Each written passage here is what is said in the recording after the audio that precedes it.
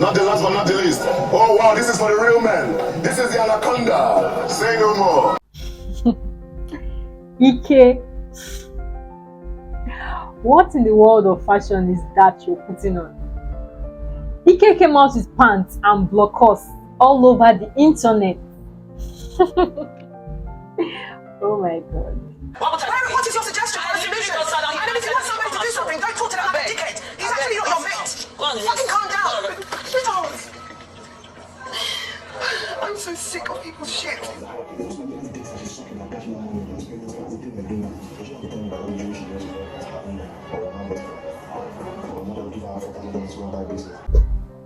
Venita needs to understand that Big Brother Naija is not a family meeting. It is not a family house.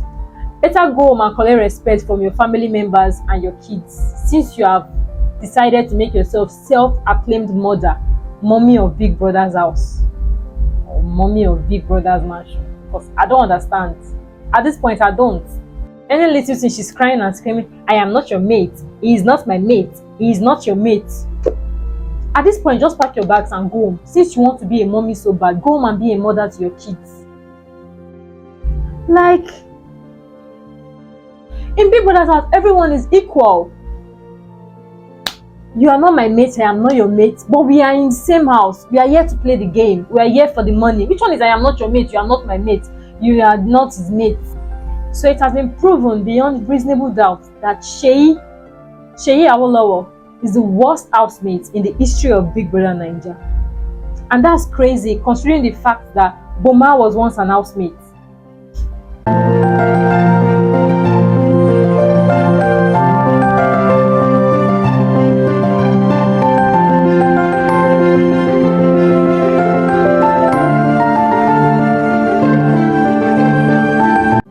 Hey guys, what's up and welcome back to my channel. It's your girl Peacey, and this is Bible Peacey.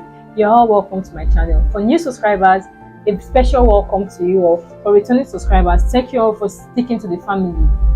And for those that haven't subscribed to my channel yet, please do so, and also like my videos as well. It's totally free. Yeah, it costs nothing. So let's dive straight into the business of today. Guys, I'm just going to give a brief rundown on everything that has been going on in the Big Brother's house. In my previous video, I made mention of Guinness tax as the fashion tax of the week. So my apologies guys, that is not the actual fashion tax. The actual fashion tax is their wager tax, which they just add on Fridays. So the housemates had the wager tax for the week and they won the wager tax. This wager tax beats last week's wager tax hands down. Like, their win was well deserved. It was so much fun. Their creativity was on another level, and the amazing part was the fact that the housemates had to piece these items that Big Brother provided them with together with needle and thread. Just needle and thread.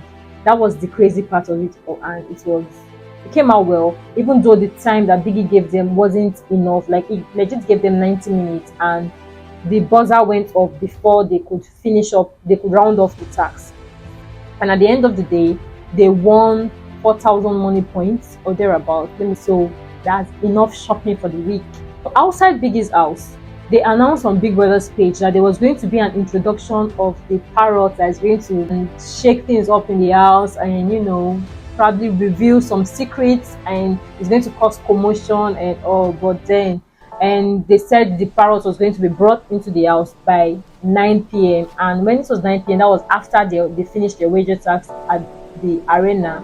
They moved into the house and they saw the parrot, and to make the most money is when the guys tell me bring some Big Brother girls. I call them. Venita knows how many times I have called her. Ballers will come and do their work. They want the girls. I just be friends with the girls. I said it.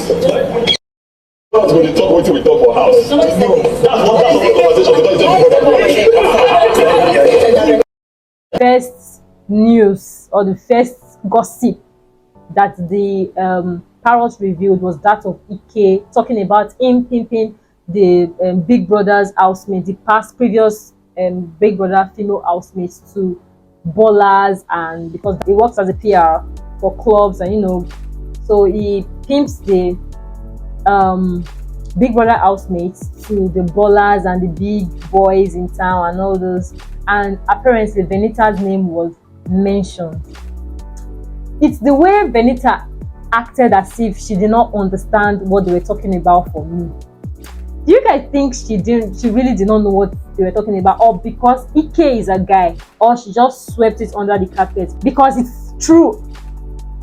Maybe because it's true, I don't know. So what do you guys think about that? So I really don't know, but it's the way she acted all ignorant about it. She simply just said, nobody should mention my name, there's nobody should mention my name, and left it like that. So there was no drama as it was intended, because I feel that is the point of Big Brother bringing that parrot into the house. So, and then we're waiting for other secrets to be revealed by this almighty parrot. But we didn't get any one of that till everybody went to bed last night, and that was it. So moving on to the next. You guys, permit me to ask, so what in the world of unnecessary beef does Uriel have with Princess? What's the beef for? Because of a man? Because of Neo? Like, why does Uriel dislike Princess so much? Telling Big Brother that she doesn't like her accent is fake, accent is this. At this point, I just feel like Uriel is just being bitter and being sour at this point, because apparently she disclosed that her crush in the house was Neo, or is still Neo, but she had to take a step back because she noticed that Neo had something of Neo and Tolani Badge. I don't know. That one is another story for another video. So that they have something there that she does not understand. But she had a conversation with Tolani Badge, and she told Tolani Badge about the kiss they had and Neo shared. And you could see that in one of my previous videos, so you can go look it up. I mean, what is Uriel's problem with Princess at this point? Tolani Badge and Uriel, they had a conversation, and Uriel told her about the kiss she shared with Neo during the last Saturday night party. Even though she blamed it on alcohol and all those stuff, although she admitted to the fact that she had a crush on Neo. And then that was when Tolani Badge revealed to Uriel that Neo is a rock. Neo is a solid rock. Neo is a comforter. Okay, Mr. and Mrs. Comfort and Comforter. What is going on? I'll be talking about that in another video, but Tolani Badge and Neo, I got my eyes on you. There seems to be this thing between, let me say, should I call it a triangle, or is it square, or trapezium, or should I call it pyramid, between Neo, T-Badge, Princess, Uriel, and partially Ilebaye. That is a story for another video. I don't want to go into all of that right now.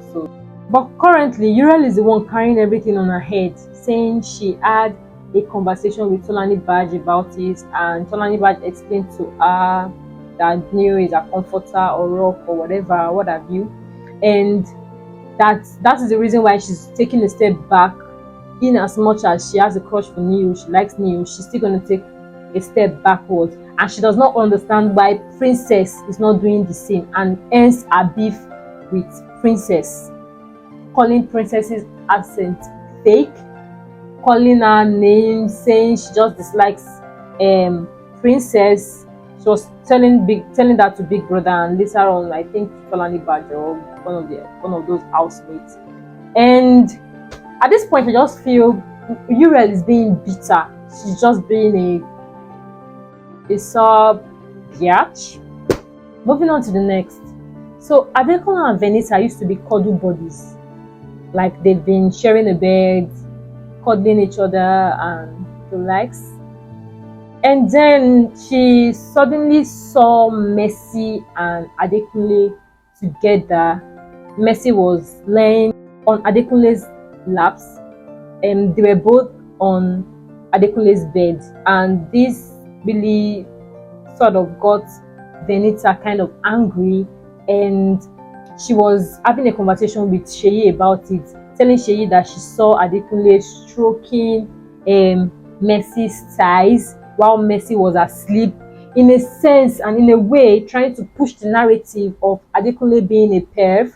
And I don't know why she was doing that, because these housemates are fond of switching and twisting narrative to their own and making it seem, pushing a false narrative. That is the word, yeah.